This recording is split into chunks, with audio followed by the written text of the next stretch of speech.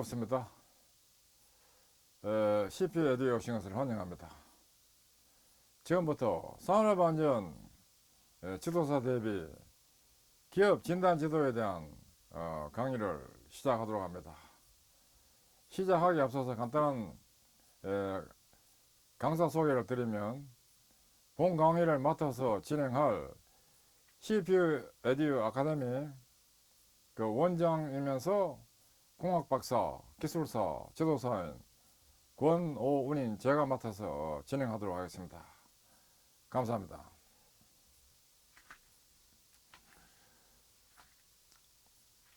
이번 강의는 산업안전 지도사 대비 기업 진단 지도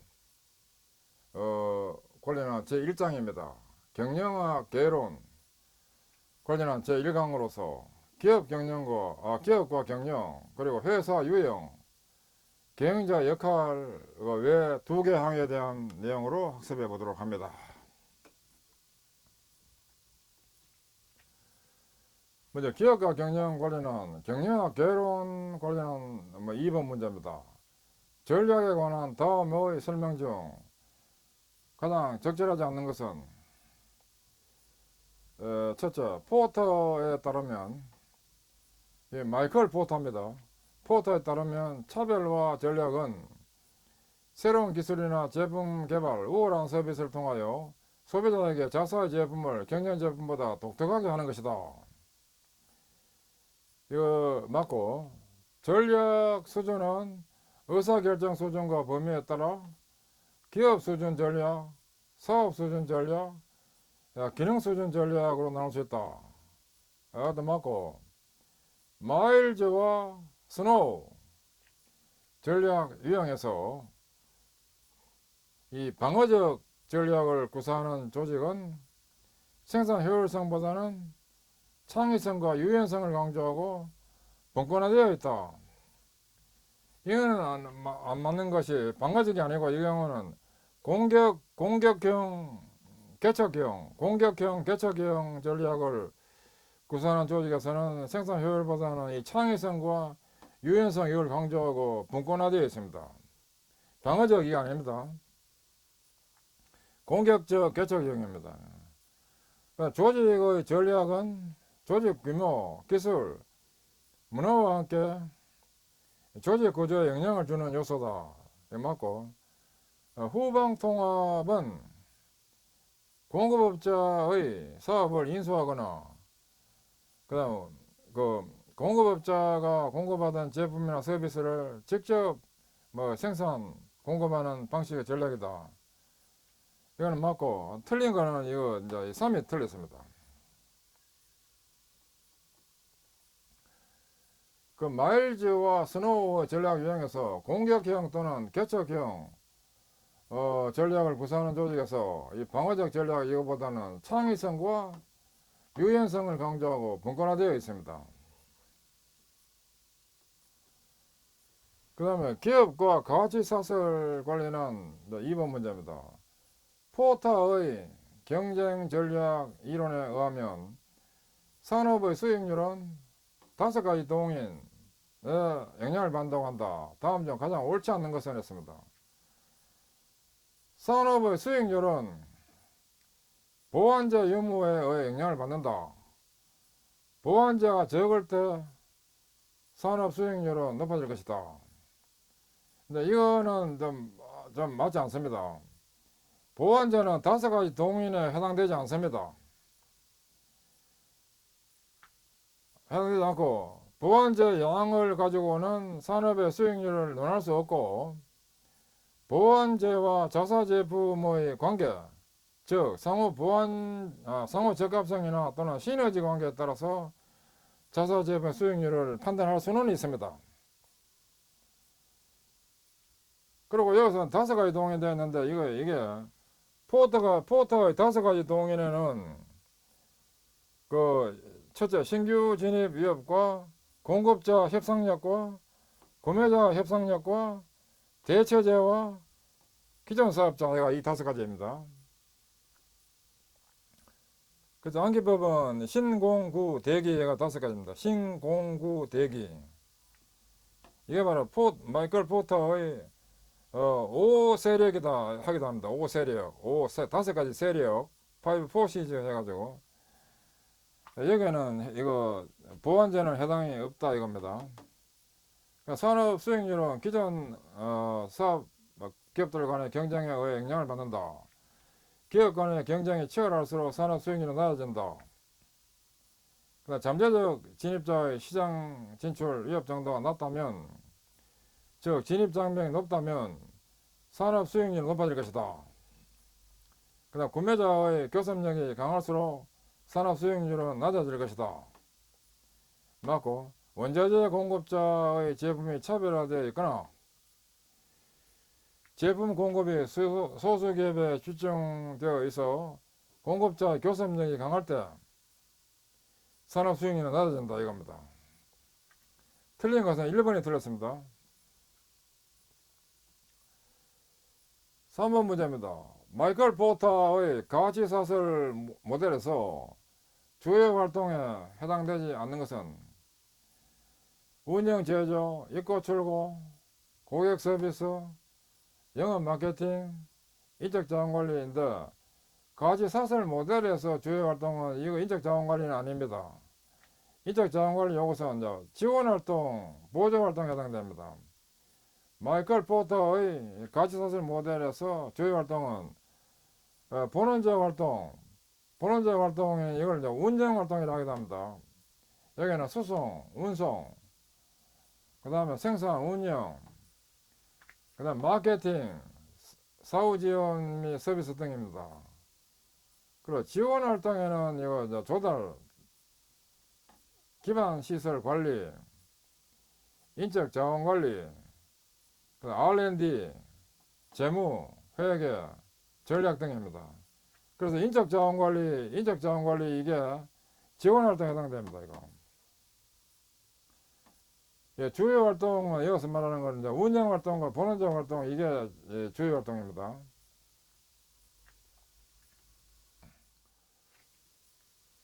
예, 이어서 이번에는 그 과학적 관리론과 인간 관계론 관련한 과학적 관리론의 1번 문제입니다.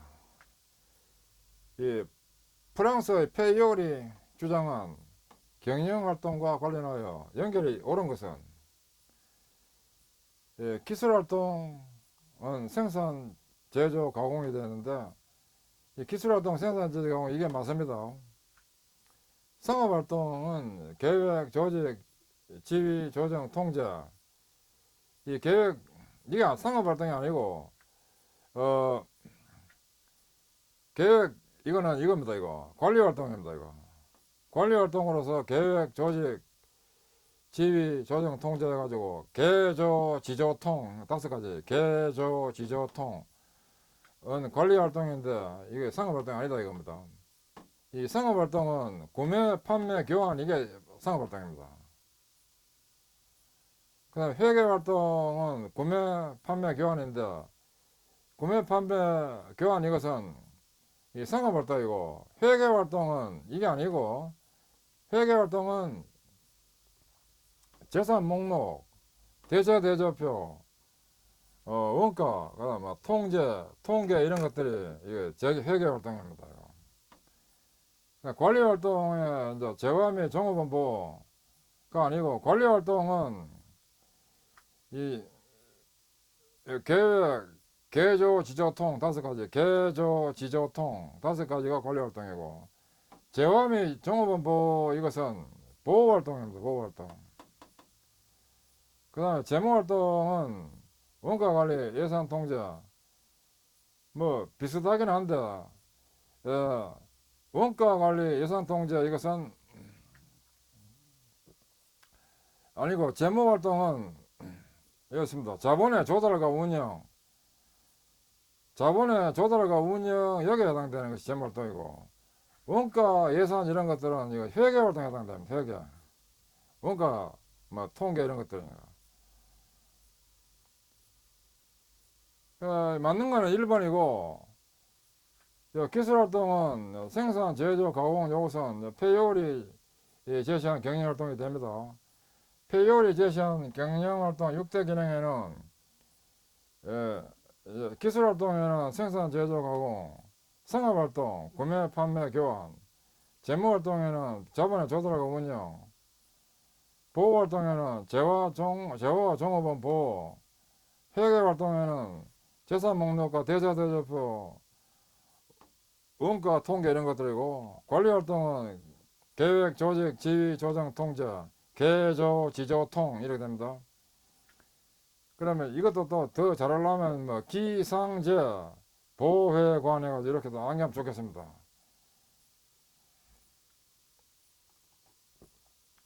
인간관계로 관련된 1번 문제입니다. 인간관계로 내용에 관한 설명으로 옳은 것은 없습니다. 첫째, 과학적 관리법과 유사한 이론이다. 과학적 관리법과 유사하지 않습니다. 이 과학적 관리법과는 대척점에 있는 반대 위치에 있는 전혀 다른 이론입니다. 이거. 그다음 인간 없는 조직이란 비판을 드는 것다 이거 아니고 인간관계로는 이 조직 없는 인간이다. 인간을 중시하다 보니까 조직 없는 인간이다 하는 비판을 받았습니다. 이거. 조직 없는 인간이라는 비판을 들었습니다. 그다음 심리 요인과 사회 요인은 생산성에 영향을 주지 않는다 하고 준다입니다. 심리 요인과 사회 요인은 생산성에 중대한 영향을 준다입니다. 그 비공식 집단을 인식해서나 그 중요성을 낮게 평가했다가 아니고 비공식 집단을 중시했고 인식했고 중시했습니다. 이 4번 비공식 집단을 인식했고 그 중요성을 높게 평가했습니다. 그 다음에 메이오와 레슬리스 버거를 중심으로 호손 실험을 거쳐서 정리되었습니다. 이 호손이라는 것은 이거 호손 공장에서의 실험을 호손 실험이라 약칭을 합니다.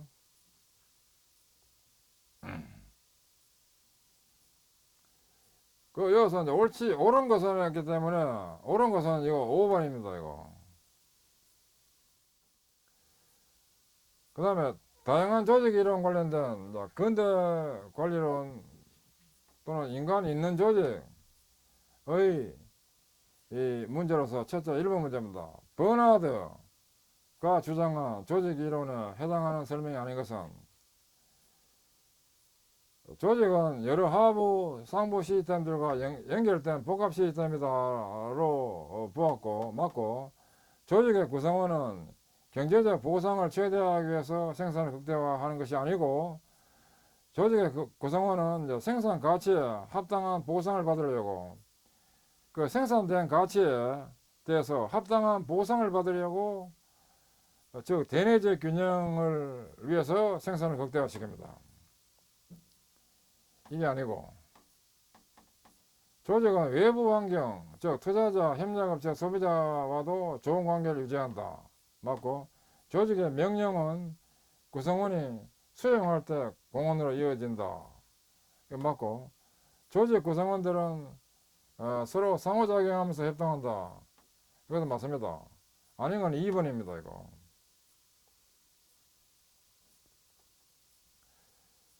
버나드가 주장한 조직 이론 특징입니다.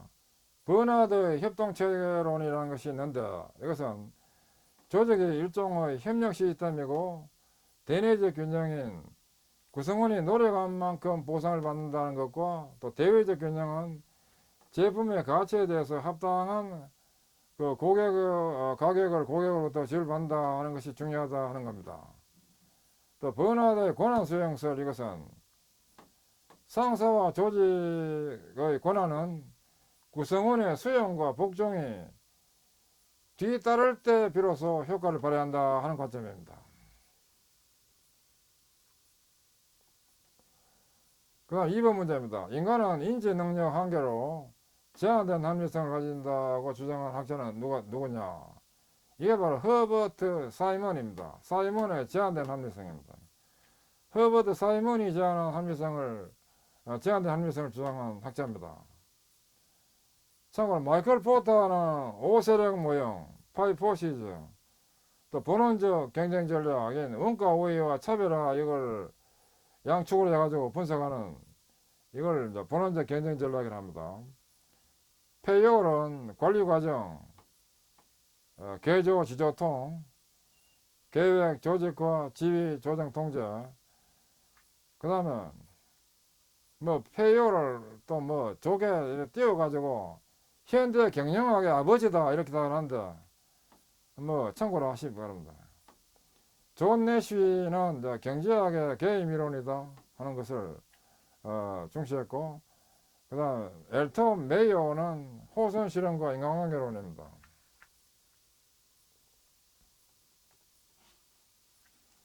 이어서 시스템 이론 관련한 1번 문제입니다. 조직 이론에 관한 설명으로 옳은 것은 했습니다. 폐쇄 합리적 조직 이론은 환경과의 관련성 속에서 제기되는 위협과 기회를 최대한 고려한다.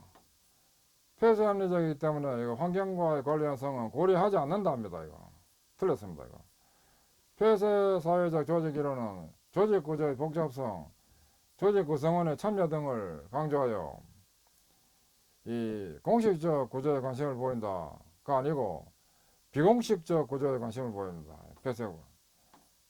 그 다음에 개방 합리적 조직 이론을 따르는 챈들러는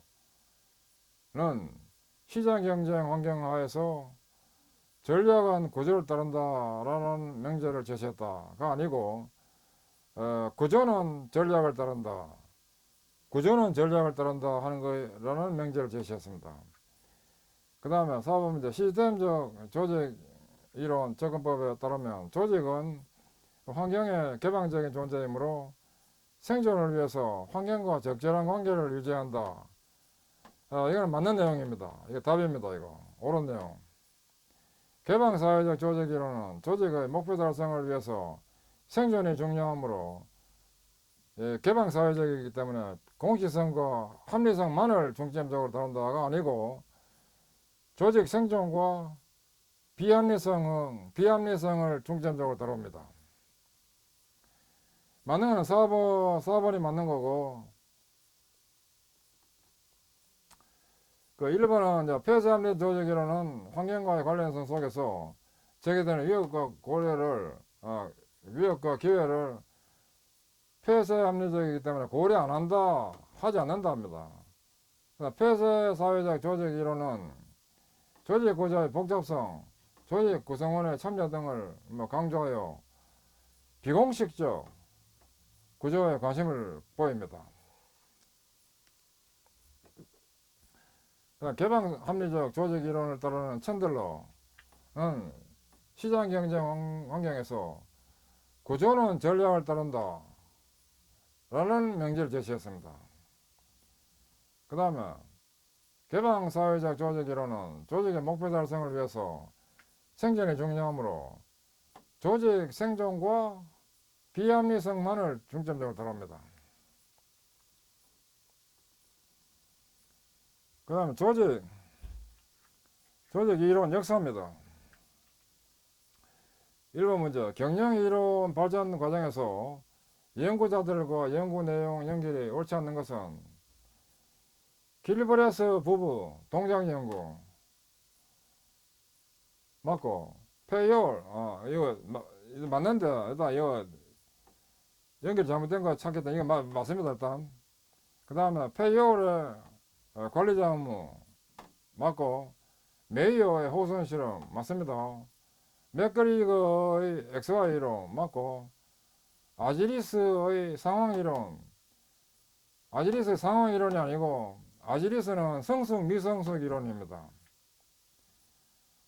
성숙 미성숙 이론 이게 아지리스가 제시한 것으로서 그 기본적으로 인간의 퍼스널리티가 미성숙한 상태에서 성숙한 상태로 진화해 나간다는 가정하에 조직이 개인의 이러한 변화 과정을 인식하고 이에 맞는 경영 환경을 제시해 주어야만 개인과 조직 간의 갈등이 줄어들 것이라고 주장하는 것이 바로 성숙 미성숙 이론입니다.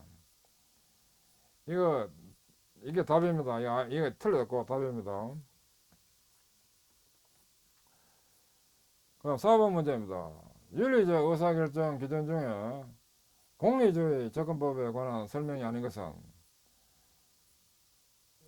공리라는 공공의 이익이나 이런 뜻이 이제 줄여서 공리인데 최대 다수의 최대 행복을 지향한다. 맞고, 금전적 측정이 곤란한 경우에는 비용 효익 분석을 적용할 수 없다.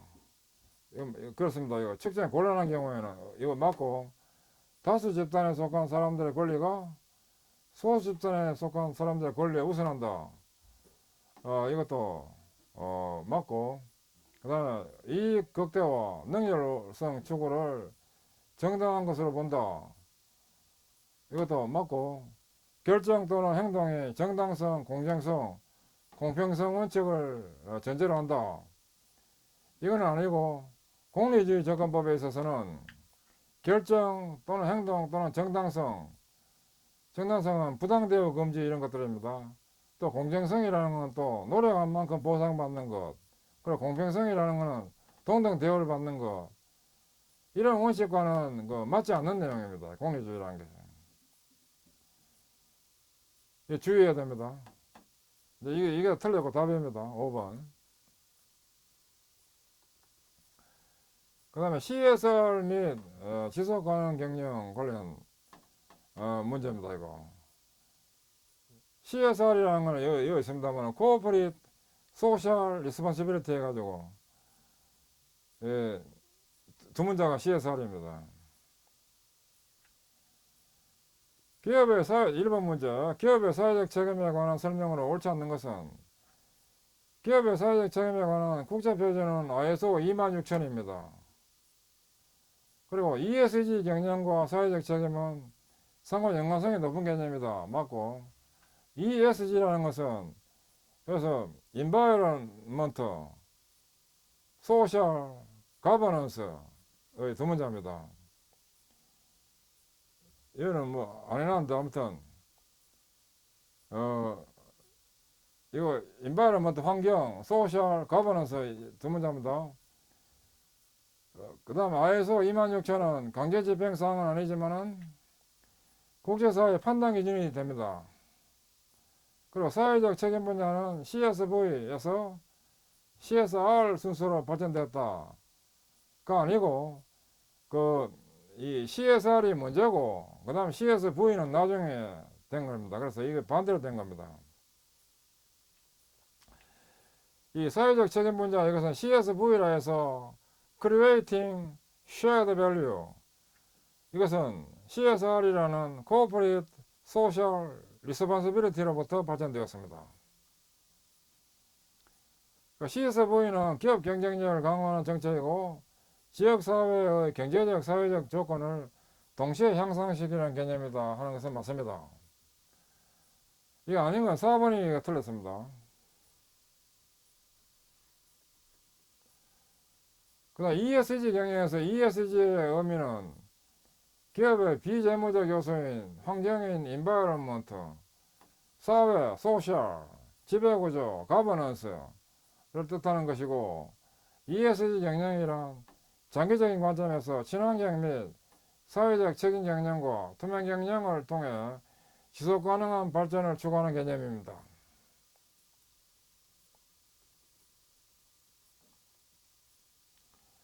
4번 문제입니다. 지속 가능 경영을 구성하는 세 가지 요소는 첫째 대내적 공정성, 그 다음에 대외적 공정성, 그 다음에 경제적 수익성, 그 다음에 환경적 건전성, 사회적 책임성 해가지고 지속 가능 경영에 구성되는 세 가지 요소로서 대내적 공정성 이거는 아닙니다.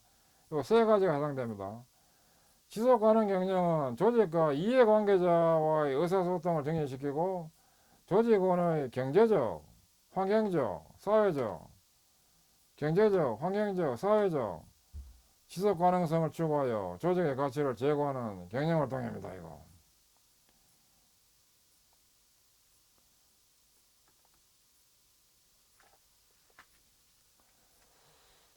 지금까지 학습하시느라 수고하셨습니다. 감사합니다.